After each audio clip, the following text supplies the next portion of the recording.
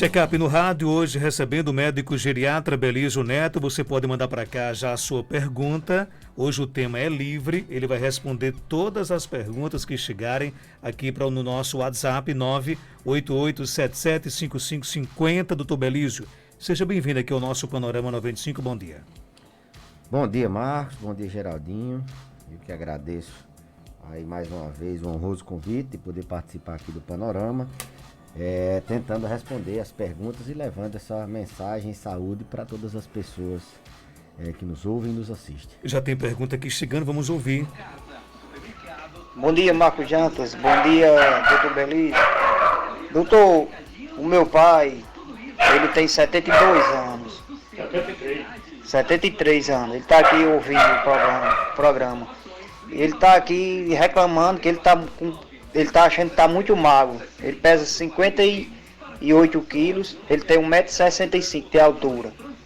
Ele anda todo dia, ele passa o dia aqui na minha casa. Ele vem bem cedinho, que é o horário que tem pouca gente na rua. Lá do bairro Comissão aqui pro Bela Vista, dá cerca de 3 quilômetros. Ele diz que vem devagarzinho, e o horário que não tem a gente.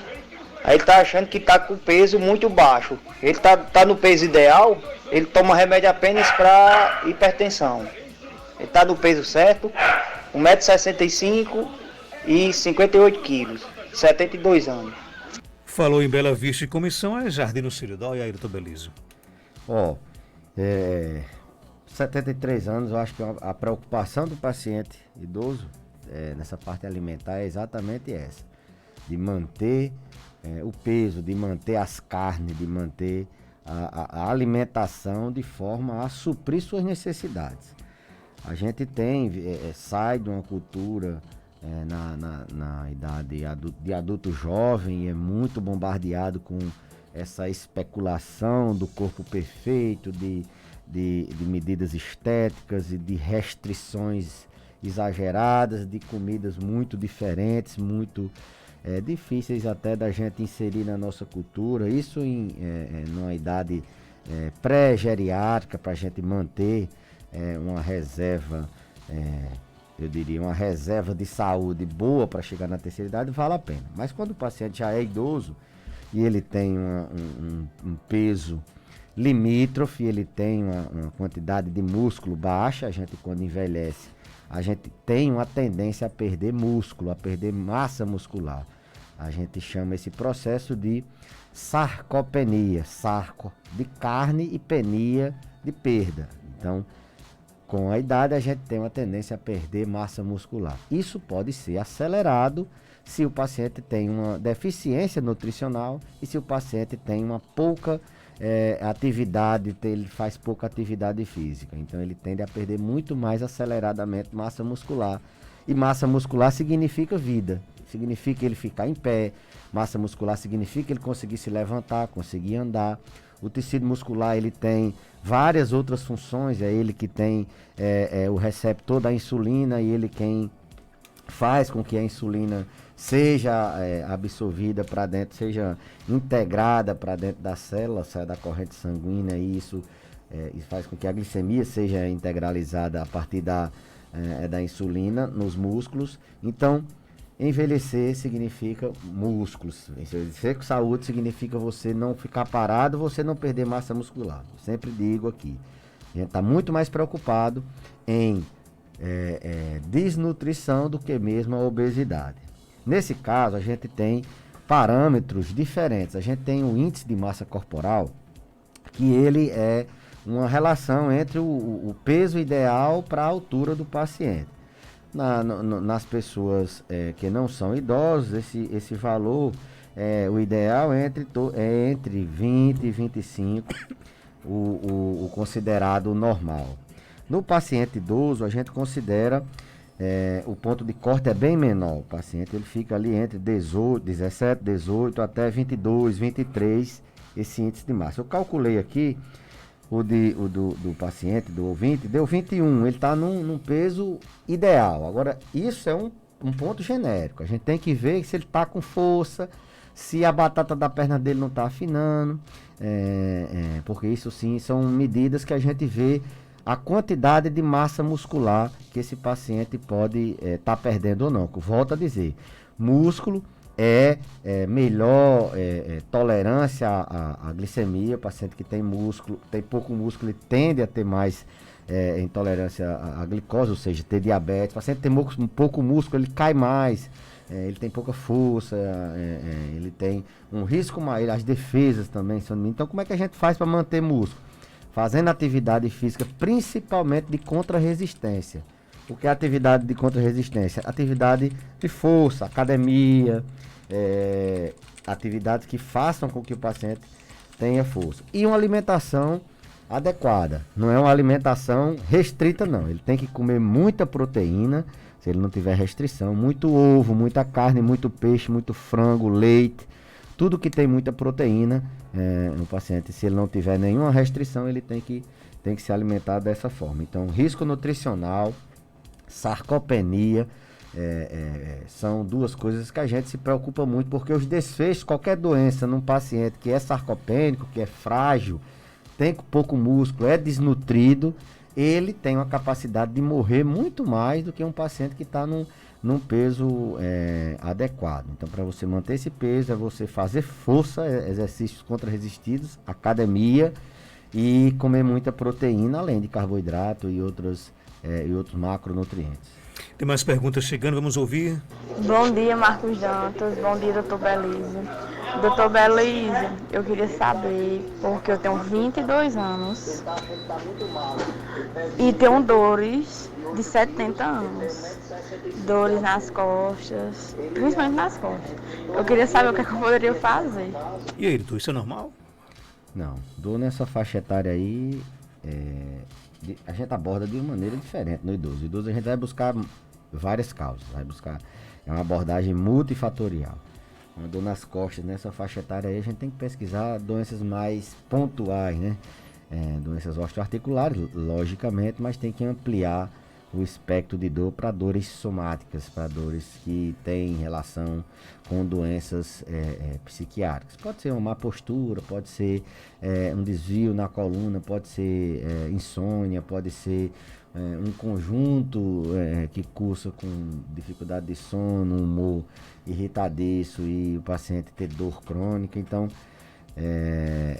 pelo raio, a minha orientação seria você fazer alongamento, logicamente, e procurar a assistência, procurar um médico, um clínico, para que ele possa direcionar a abordagem terapêutica e a abordagem diagnóstica. Ele dizia a você, olha, nós vamos achar a causa dessa dor por aqui, nós vamos tentar tratar dessa forma aqui. Com essas informações, nessa faixa etária, como não é tão grave, geralmente, a gente pensa sim em doenças osteoarticulares, a coluna principalmente. Tem mais perguntas chegando? Marcos, bom dia. Bom dia, doutor Belise. Pergunta ao doutor Belise se a minha mãe fez uma consulta com ele e ela deu os ossos crescendo. E ela está sentindo muita dor no pescoço e os esporões de galho dela também tá doendo muito, que ela está quase aleijada sem andar. Se tem algum medicamento para isso, algum tratamento? Ela tem 70 anos de idade. Olha, assim, não tenho como lembrar sem ter o nome. A minha recomendação é que entre em contato conosco para a gente poder entrar em contato lá com a clínica, para a gente poder dar uma olhada no prontuário, ver o que foi que a gente viu na avaliação dela e se está doendo a gente medicar. Às vezes tem algum ajuste que a gente deva fazer para que o paciente possa. Então, minha orientação para o ouvinte aí é entrar em contato lá conosco, para a gente poder reorientar esse tratamento. Se está sentindo dor, é porque não tá bem, tem que ajustar. Eu sempre digo aqui, as pessoas sempre me cobram. Você disse no programa que a gente não é para sentir dor, e não é mesmo. É para sentir nenhuma dor, se possível, mas o mínimo de dor. Não, mas dizem que dor nos ossos, reumatismo, não tem tratamento. Ele pode não ter um tratamento definitivo, mas você consegue controlar e modular as dores. Então, isso é mito de que dor de osso em velho não tem tratamento. Tem sim, e muito. Doutor Belise, o que fazer com um idoso com Alzheimer que há meses não toma banho porque não quer? O paciente que tem demência de Alzheimer, ele tem no curso da doença uma coisa que a gente chama de perda do autocuidado. Ele começa a ter dificuldade de manter aquilo que toda a vida ele socialmente aprendeu como o adequado, como manter a higiene. Ele começa a ser mais primitivo, ter os instintos primitivos. Então, uma das coisas que os pacientes se apresentam muito é com essa perda do autocuidado. Eles não gostam de tomar banho, eles não gostam de trocar roupa, eles não escovam dente, eles não querem se alimentar. Então, um sinal de que a doença está progredindo, que a doença está piorando. E talvez alguma intervenção tenha que ser feita. Existem algumas técnicas, assim, eu diria, que a gente orienta as famílias. Será que não é o horário do banho que ele está se agitando? Será que não é a temperatura da água?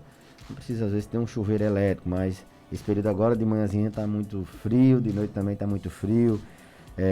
Será que não é a quantidade de banhos? Um paciente idoso ele não precisa estar tomando 5, 6 banhos por dia, não. Um banho com sabonete já é o adequado. Pode até molhar ele mais uma vez, mas é até prejudicial para a pele se você der 2, 3, 4 banhos e ficar usando sabonete. Então, vê a temperatura da água, vê o que é que está incomodando ele. Será que não é a forma como você está levantando? Ele está sentindo dor?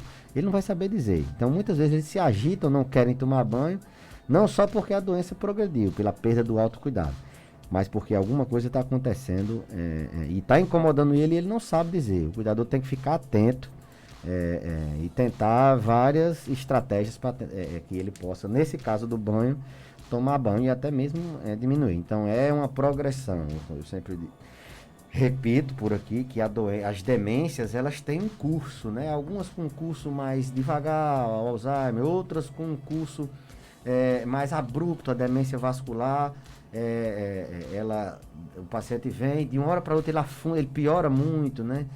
A demência por corpúsculos de Levi tem sintomas de alucinação muito pronunciado, de sonhos vívidos, geralmente está associado com tremor, uma dificuldade para andar.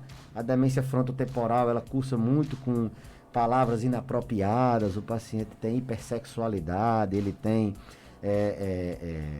assim, fala muito palavrão às vezes, entendeu? Então, cada tipo de doença, ela progride de uma forma mais lenta, mais rápida, com sua peculiaridade, mas elas avançam. A ideia do tratamento é a gente frear e conter esses sintomas que acompanham ela, que são os sintomas comportamentais da demência, são a perambulação, o fato de querer fugir de casa, ficar andando inquieto, a agressividade, de ficar batendo, a agitação, de ficar falando toda hora, repetindo, alguns comportamentos aberrantes, de ficar querendo arrancar os pelos da sobrancelha, arrancar os pelos da cabeça, arrancar pelos na pele, a depressão, muitos evoluem com tristeza, choro inconstante, as alucinações, os delírios persecutórios, ele acha que está todo mundo querendo roubar, ele vê gente querendo matar ele acha que está todo mundo contra ele, tramando contra ele. Então, a insônia, muitos procuram, o cuidador procura, na verdade, o auxílio, nem sempre quando o paciente começa a dar esquecimento, né? Que é o ideal. Porque eles procuram geralmente quando o paciente já está insuportável, já está quebrando tudo, fugindo de casa, gritando, querendo bater, e no início é onde a gente tem mais sucesso, às vezes a gente não é procurado, e quando a coisa desanda é que eles tendem a procurar auxílio. Então, são comportamentos, são manifestações comportamentais que acompanham a evolução da doença. Então, os objetivos do tratamento é frear a perda cognitiva, de memória, essas coisas, e controlar esses sintomas que vão aparecer.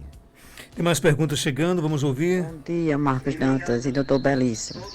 É o seguinte, eu queria perguntar ao doutor Belício como é que eu faço para ele requisitar um remédio para minha mãe, Júlia Coelho, que foi quarta-feira para o retorno dela. Ele passou uma injeção para os ossos osteoporose dela. Então, ela é muito nervosa, doutor. Não quer tomar. Compremos, mas ela não quer tomar, porque ela está com medo. Aí eu queria que se o senhor podia substituir essa injeção que o senhor passou de uma vez por ano. E aí, doutor Belísio? Pedir para ela entrar em contato conosco, né? São informações confidenciais, assim vamos dizer, que a gente vai ter que dar uma orientada, mas Dona Júlia vai tomar, até porque ela tem uma osteoporose bem avançada e essa injeção é para esse perfil. Não adianta, ela não existe outro tratamento não. Sempre são injetáveis, é meia horinha, esse remédio passa e não tem que ter medo não. A gente vai encorajá-la para tomar, não vai ter nenhum problema, nunca ninguém teve, ela não vai ser a primeira que vai ter problema tomando isso. Então entre em contato lá com a gente que a gente te orienta. Doutor Belísio, se a falta de vitamina D no idoso tem alguma coisa a ver com Alzheimer, essa falta de vitamina provoca o que tanto? A gente vive num momento de que a vitamina D, ela tem sido tratada como um hormônio, e como todo hormônio, ela teria receptores em diversos órgãos e tecidos do organismo. Então, tem se achado, em estudos observacionais, tem se achado que a vitamina D tem várias funções e na prática a gente não tem visto tanto isso. A vitamina D, ela não tem relação com demência de Alzheimer, até hoje comprovada nenhuma relação à deficiência de vitamina D de dado com a demência de Alzheimer. Vitamina D de dado é um hormônio importantíssimo para os ossos. Ele é quem faz o intestino absorver o cálcio que a gente ingere na alimentação para a gente utilizar nos ossos, utilizar em outras circunstâncias do metabolismo. Então, ela tem essa função primordial. Tem outras funções, acredita-se que na imunidade, acredita-se que vitamina B tem funções no coração, mas nada disso ainda tem assim uma evidência tão importante. O que a gente faz é dosar a vitamina e colocar ela nos valores, a vitamina D, e colocar ela nos valores normais. Doutor Belísio, minha tia está com 90 anos e está há 8 dias internada com Covid-19. Eu queria saber se tem perigo dela ficar com alguma sequela. Os pacientes muito idosos, na verdade os pacientes idosos que internam, naturalmente eles têm uma reabilitação mais demorada. Eles quando internam, nem que seja por 1, 2 dias, eles perdem massa muscular, perdem equilíbrio, eles perdem funcionalidade mental, eles caem um pouquinho a cognição, eles tendem a desorientar, porque eles ficam num ambiente que não é o dele, com uma doença, não só a Covid, mas qualquer outra doença que está ali agudizada, provocando reações diversas no organismo já vulnerável. Então, o que acontece na maioria das vezes é uma transição para casa com um paciente com a funcionalidade bem mais baixa do que quando ele entrou, do que o período dele antes de adoecer. Com menos músculo, ele sai com menos peso, ele sai às vezes com ferimentos decorrentes de complicações do internamento, ele sai com a cognição com a cognição prejudicada, às vezes desorientado. No caso da Covid, alguns saem com sequelas pulmonares, eles ficam com comprometimento pulmonar por um certo tempo, sai com as consequências de não sentir o cheiro, de não sentir o sabor. Algumas pessoas demoram mais, outras menos, e isso tem que ser acompanhado. A alta, eu sempre digo a meus residentes, eu sempre digo a meus alunos, a mesma atenção que você dá na admissão de um paciente, que se você faz todo o relatório, que você medica, que você tem todo o cuidado quando você vai internar, você tem que ter esse cuidado também na alta, porque o paciente, principalmente o idoso, ele vai, e se você não disser a ele, ó, você tem que fazer isso amanhã, procurar tal serviço, seguir esse remédio, fazer essa terapia, reabilitar, ele degringola e volta para o hospital. Então, pacientes idosos que recebem alta, essa alta tem que ser muito bem feita, muito bem programada, muito bem linkada. Não só do Covid, aqui eu estou falando de maneira geral.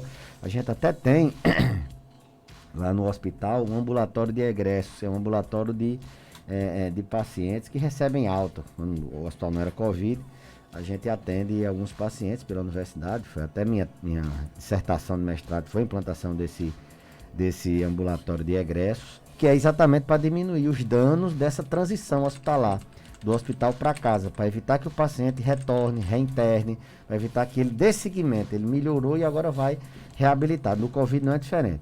A minha recomendação é: saiu de alta, já marca uma consulta no PSF, marca uma consulta com seu médico, para ele dar uma avaliada ali o que é que tem, precisando de alguma alteração, para poder a partir dali seguir. Eu tenho percebido muito que as pessoas recebem alta e parece que isso nem tudo assim, é ruim, né?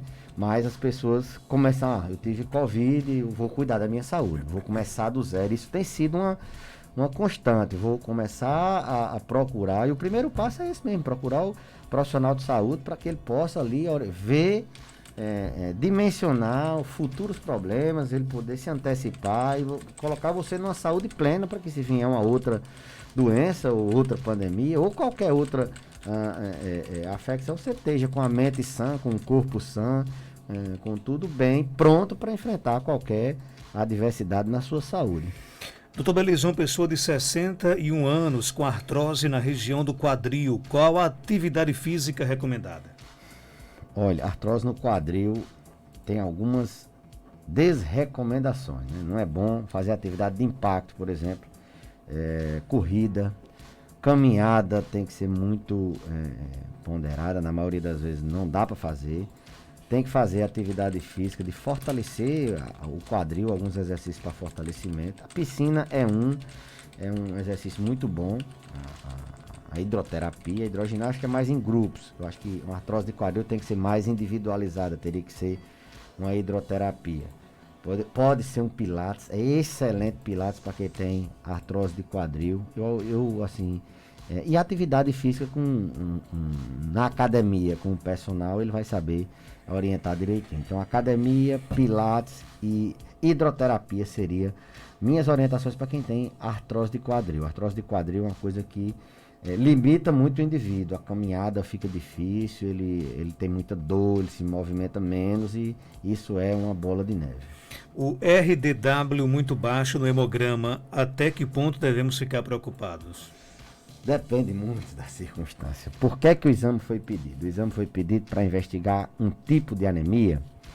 O exame foi pedido para investigar uma doença infecciosa, né? O exame foi pedido para investigar um tumor, uma lesão, uma doença hematológica no sangue.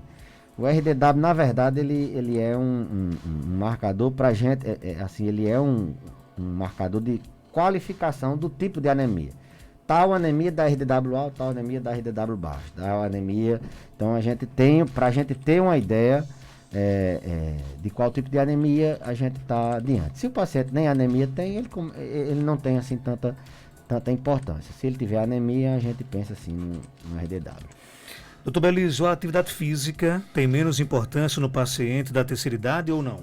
De forma nenhuma. A atividade física ela tem importância desde a criança até o adulto, até o idoso, muito idoso, né? Agora a gente tem que imaginar o que é atividade física. Para a criança, às vezes, é uma natação, é uma brincadeira, é correr na quadra do colégio, é brincar. Para um adulto jovem, é pedalar, é fazer musculação, arte marcial. Para um idoso, às vezes, a atividade física dele é só dentro de casa ele conseguir ficar em pé ali um pouco, ele dar uma volta. A diferença na intensidade é bem importante, mas eles devem sim se movimentar, procurar um profissional que eu acho que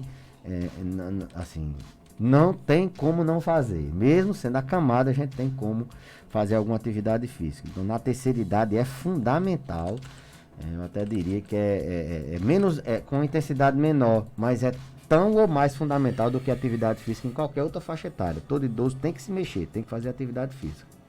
Bom dia, doutor Belize. Estou com retenção de líquidos, pois eu tomo 400 miligramas de quetiapina para conseguir dormir. Em abril eu estava com 73 quilos e agora estou com 92. Além da dieta, o que eu devo fazer? Olha, a quetiapina ela é um antipsicótico que não tem muito essa característica de efeito de retenção de líquido. Agora ela está numa dose média alta, né? Eu não acreditaria que essa retenção de líquido seja só da quetiapina. É muito pouca a retenção que ela faz. Inclusive é um dos antipsicóticos que a gente mais utiliza para evitar exatamente esse tipo de efeito adverso, que é mais comum em olanzapina, é mais comum em risperidona, principalmente na olanzapina, essa retenção de líquido. Mas retenção de líquido, via de regra, é você drenar o líquido, né? Se você tem nas pernas, nos membros inferiores, a ideia de fazer uma drenagem pode ser com meia, pode ser com massagem, pode ser com um profissional especialista na área, a gente orienta nesse sentido. Mas a minha impressão é que quetiapina, ela retém pouco líquido. Deveria se investigar outra causa dessa retenção de líquido. Na verdade, o que é retenção de líquido? Será que é retenção de líquido mesmo? Às vezes é gordura, porcentagem. Alguém disse que era retenção de líquido, isso é uma coisa que não existe muito.